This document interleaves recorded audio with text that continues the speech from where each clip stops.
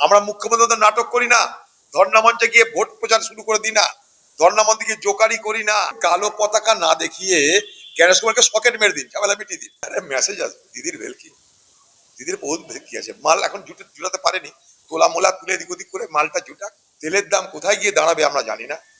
আমাদের মতো ডেভেলপিং কান্ট্রিতে তো আমরা অল্টারনেটিভ এনার্জি নেই আমাদের সব সব জায়গায়। মুখ্যমন্ত্রী বলে দিলেই হবে, রসগোল্লা কালো পতাকা দেখানো কোনো দরকার, পাঁচটা সকেট মারিয়ে দিন, দেখিয়ে দিন বাংলা কেমন আমরা তাজা লোক আছি। দেখুন, যদি নির্বাচন কমিশনের এই হাল হয়, সাধারণ মানুষের কি হাল হবে দেখে নি। আরে দিদির ভেলকি না, আরে মেসেজ আসবে দিদির ভেলকি, দিদির বহুত ভেলকি আছে, মাল এখন জুটাতে পারেনি, তোলা মোলা তুলে এদিক ওদিক করে মালটা জুটাক।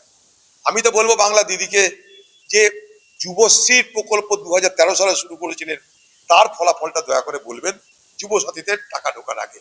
এর আগে একবার ঠকিয়েছিলেন যুবশ্রী প্রকল্পে বাংলার লক্ষ লক্ষ বেকারদেরকে, আরেকবার এখন ঠকাবেন না, ভোটারকে টাকাটা দেবে, ভোটের পর কিন্তু টাকা বন্ধ হয়ে যাবে। ভোট হোক, আমার কথা মিলিয়ে নেবেন বাংলা যুব সম্প্রদায়। এখন কিন্তু টাকা ঢুকবে, মেসেজ ঢুকলেও আপনারা আস্থা হারাবেন না, ভরসা হারাবেন না, টাকা কিন্তু ঢুকবেই। ভোট বড় বালাই, ভোট বড় বালাই, দিদি কিন্তু সে ভুল করবে না। ভোট হয়ে গেলে দিদি বলবে আমি কালীঘাটে চললাম, তোমরা দেখা করে পরে, টাটা বাই বাই। বোমা মারুন না সকেট মারুন, আমি বলছি কালো পতাকা না দেখিয়ে গ্যানেশ কুমারকে সকেট মেরে দিন, ঝামেলা মিটিয়ে দিন। এত সকেট বাজার খালি বলে দিলেই হবে, দিদি মুখ্যমন্ত্রী বলে দিলেই হবে, রসগোল্লা কালো পতাকা দেখানো কোনো দরকার, পাঁচটা সকেট মারিয়ে দিন, দেখিয়ে দিন বাংলা কেমন আমরা তাজা লোক আছি। দেখুন,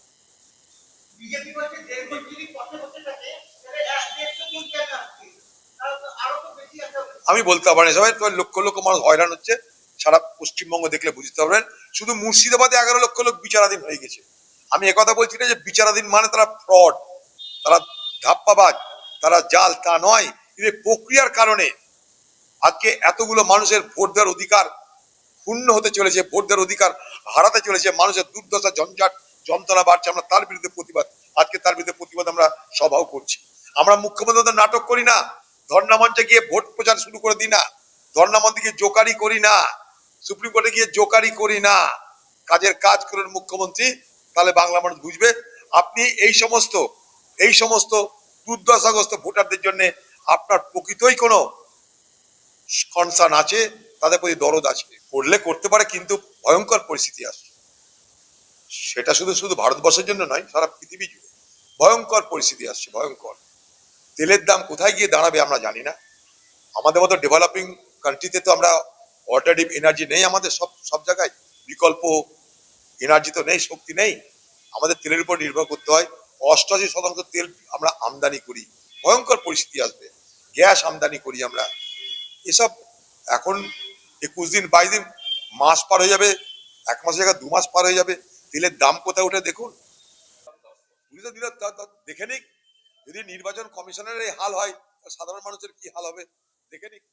প্রত্যেকবারই তো বলে, আমরা তো প্রত্যেকবারই চাই যে পশ্চিমবঙ্গে সন্ত্রাস মুক্ত ভোট হোক, প্রক্সি মুক্ত ভোট হোক, বুথ লুট মুক্ত ভোট হোক, কিন্তু বাস্তবে তা কখনো আমরা হতে দেখিনি। প্রশাসন, পুলিশ নির্বাচনের আগে থেকে তারা ময়দানে নেমে যায়, কংগ্রেসের ওয়ার্কারদের ভয় দেখানো, মিথ্যা কেসে জড়িয়ে দেওয়া, তাদেরকে তৃণমূল করতে বাধ্য করার পরিকল্পনা, এবং সেই পরিকল্পনা অনুযায়ী সেগুলো বাস্তবায়ন করতে পুলিশ ময়দানে নেমে যায়।